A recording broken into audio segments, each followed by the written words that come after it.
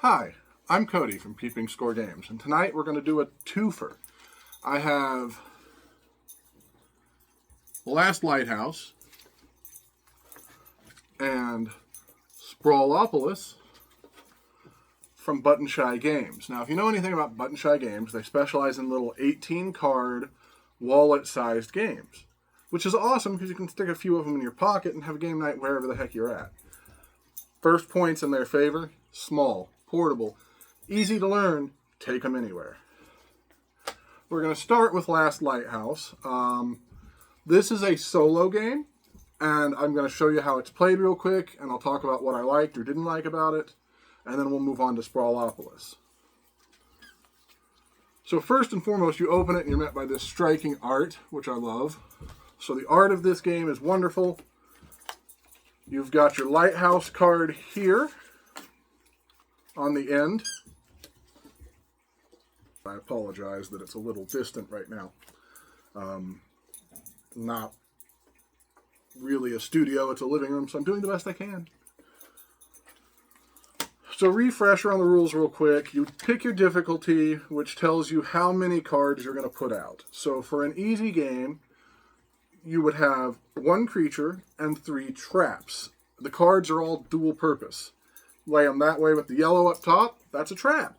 Lay them this way with the creature up top, that's a creature. So we'll start with 2 creatures and 2 traps, because that's, fair. The whole point of this game is to protect the lighthouse until the cards run out.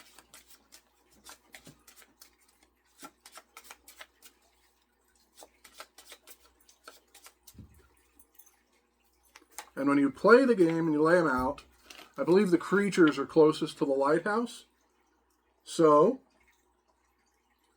the C is what the row is called. And it will be the nightmares first and then the traps. So you're going to go here and you'll do nightmare, nightmare, trap, trap. And I'll bring this all back so you can see the layout at least from where you're at. So you also have your deck of cards here. So what I've got firstly is I have 2 nightmares, one that targets, and you'll use your reference card as your health marker on the lighthouse. So I've got 2 targets. The first one says, when defeated, return 1 trap from the sea to your hand. That's nice when you defeat that one. Unfortunately, it attacks 2 to the right and 3 spaces to the left, putting it right there to hit the lighthouse. Then we have a creature. It doesn't tell you what any of these are called. They're all very mythos-type Cthulhu, cosmic horror creatures. Just kind of odds and ends and weird-looking things. They're cool. They're really cool art.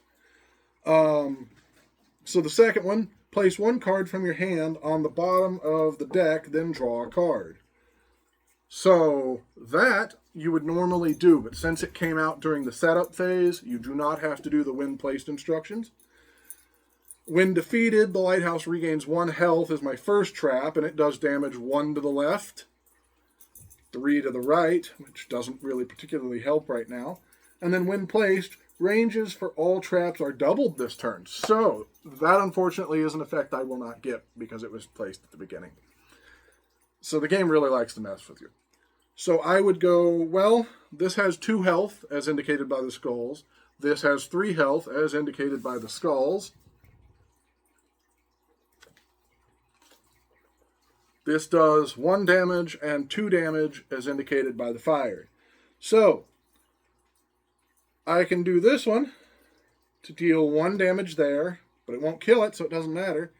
And I can do that to deal 2 damage to another trap, so it's not great. Well, this didn't start great, folks, but what are you going to do? So that's essentially the basics of The Last Lighthouse. You're going to be playing cards against each other, trying to defeat the creatures before they damage the lighthouse 6 times, and you're going to be trying to manipulate the row, or what they call the C, because at the end of the turn, things will move. And if it's a creature, it goes to the end. If it's one of your traps, it gets discarded. Not great for you. So let's say it does 2 damage to the Lighthouse this turn, 1 from each creature. And then I go and I'm going to look, and I've got a card. So you've got, and forgive me for double checking the rules during this. It's kind of an impromptu how to play. I'm just double checking I'm doing things correctly. So yeah, you have a hand of 4 cards. You will always have a hand of 4 cards, and you're going to want to look at them with the trap side up. So you will add them to the sea by adding them on the end. You never add on the side with the Lighthouse unless instructed to do so. So this one's got good news. When placed, you may move 1 nightmare to any position in the sea. I'm going to take the one next to the Lighthouse and move it there. Because it's going to do... Or no, I'm going to move it there. Because it won't do any damage if it's on the left, but it will do 3 damage to one of the 2 on the right. Well, there's nothing on the right yet. So, I'm going to do that. And that'll actually work for me, so I'm not going to waste any other cards. I'll draw back up to my 4. And I'm going to do 2 damage to this one.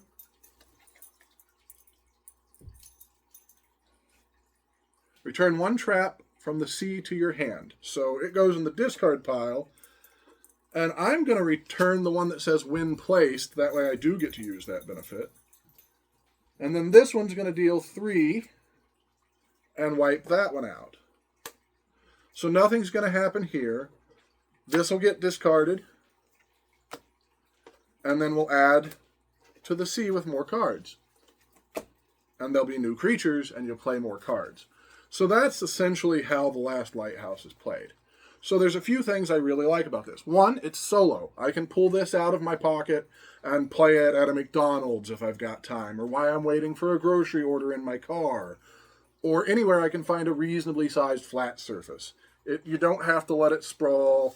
As long as you're in charge of your own spatial awareness of where the cards are in the row, you could totally play it in a smaller area if you have to. I really like the art, and I really like the theme. Even though the theme is just kind of not central to the mechanics necessarily, they chose a really cool theme to do this with, so it fits nicely.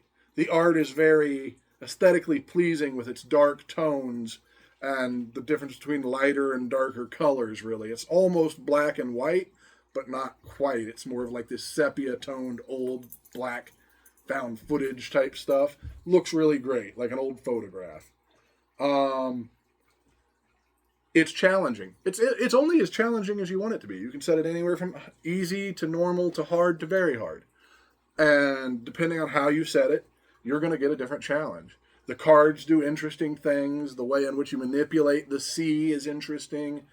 The way in which the flow of the game flows is good and steady, and it's not real difficult to learn. I mean, I relearned it by looking at the instruction booklet 2 times when I was telling you guys about it, and that's just because I wanted to absolutely be sure I told you the truth about what was going on.